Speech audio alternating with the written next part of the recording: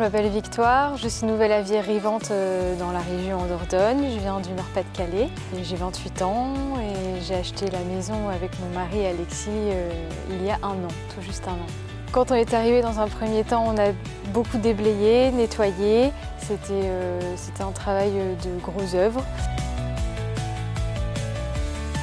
En priorité, c'est mettre la maison hors d'eau, hors d'air. Donc ça va être surtout la réfaction de la toiture. Donc à la fois ça va être le changement des tuiles et l'isolation de la toiture par la méthode de Sarking. Deuxième grosse étape, ça va être le changement des menuiseries.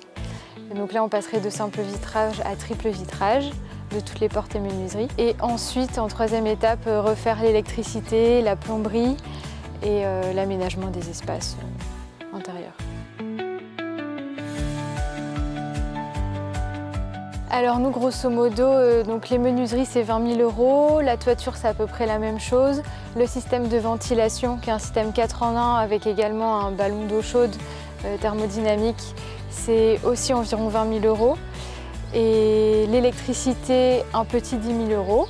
Et donc en grosso modo l'enveloppe travaux c'est 86 000 €, estimé à 86 000 € sur les devis, et les aides de l'État, donc nous on est très modeste, prendrait en charge 80% de l'enveloppe travaux, ce qui nous resterait un reste à charge peu ou prou de 16 000 € qu'on finance par un éco-PTZ.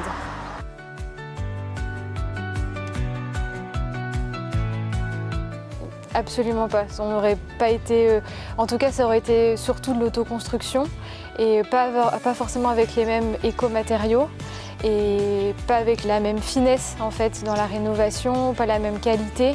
Et de toute manière, je pense qu'on n'aurait pas pu se lancer dans un projet de rénovation d'une maison sans les aides de l'État.